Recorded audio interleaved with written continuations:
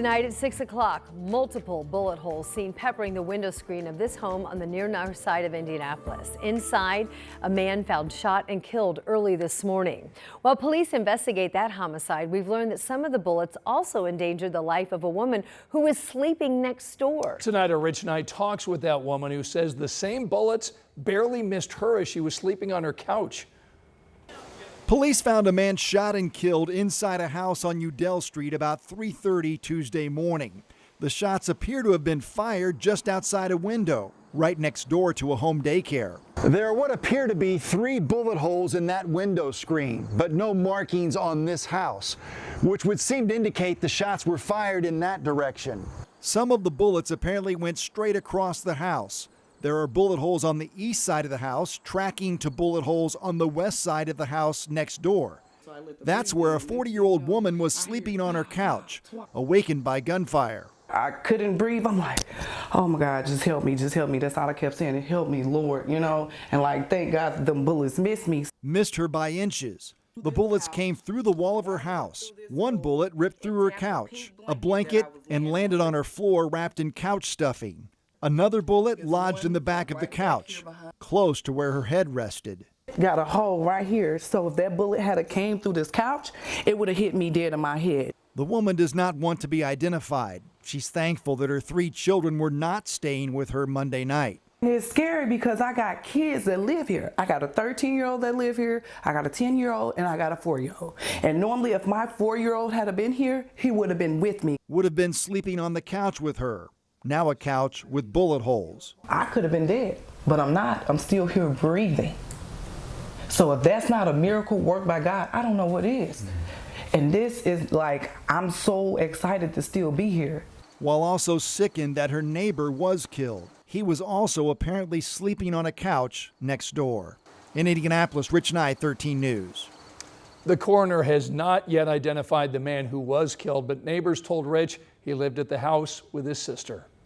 Well, sadly, that's not the only shooting investigation underway right now here in Indianapolis. IMPD right now is looking into about a dozen reported shootings just this week. Our Samantha Johnson shares what police want your family to know tonight. Sam?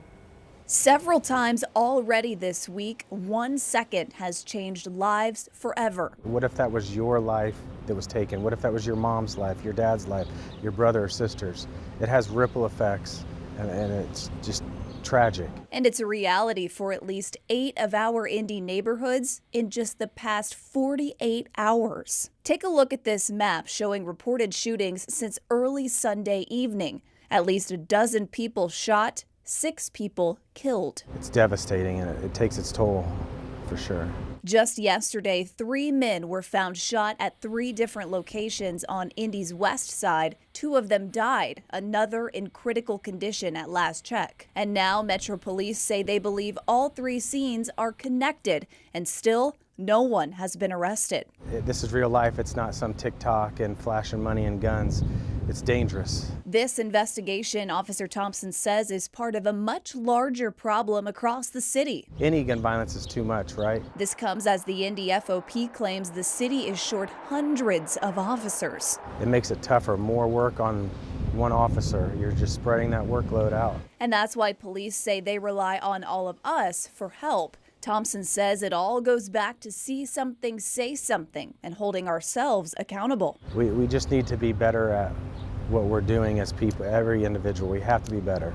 In Indianapolis, Samantha Johnson, 13 News.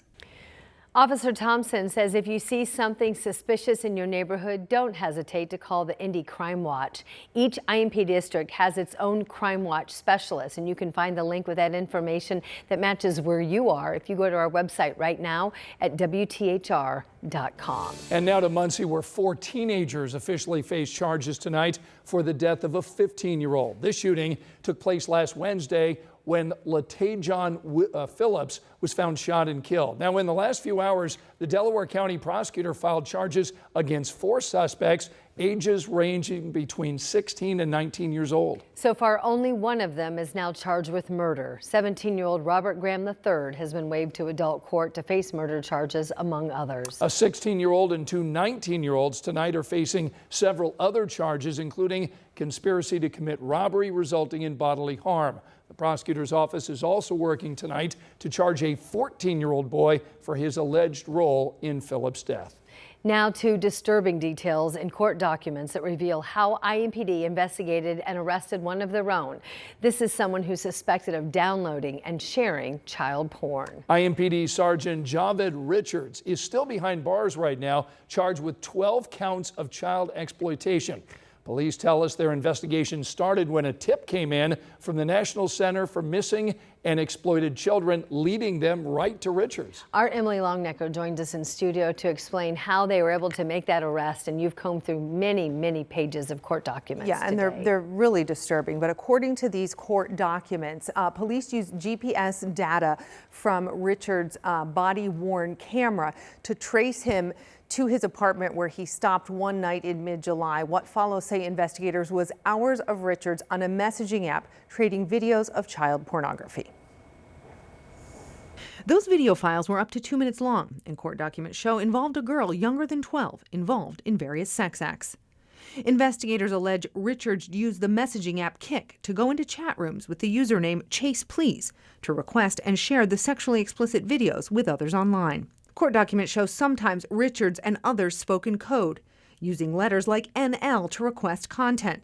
Police who investigate internet crimes say sometimes child porn distributors and collectors use initials to try and go undetected. In this case, police say NL stands for no limits, indicating that someone is open to receiving all types of ages of content, including child abuse material.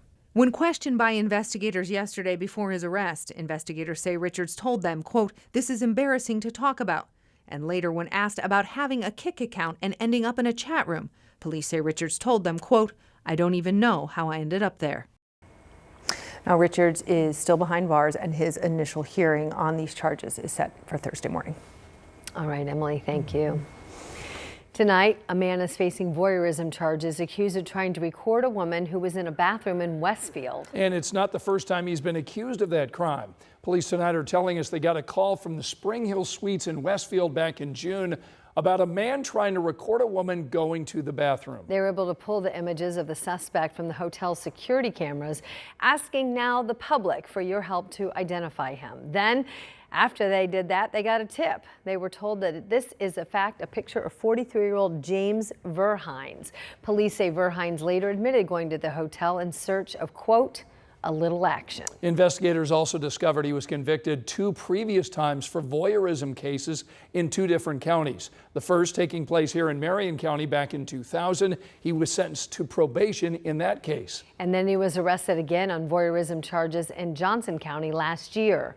Then, just this past March, he was sentenced to probation again in that case. Tonight, he faces charges in Hamilton County for the accusations in June. Right now, we're working to figure out whether he's currently in custody and when he's due in court.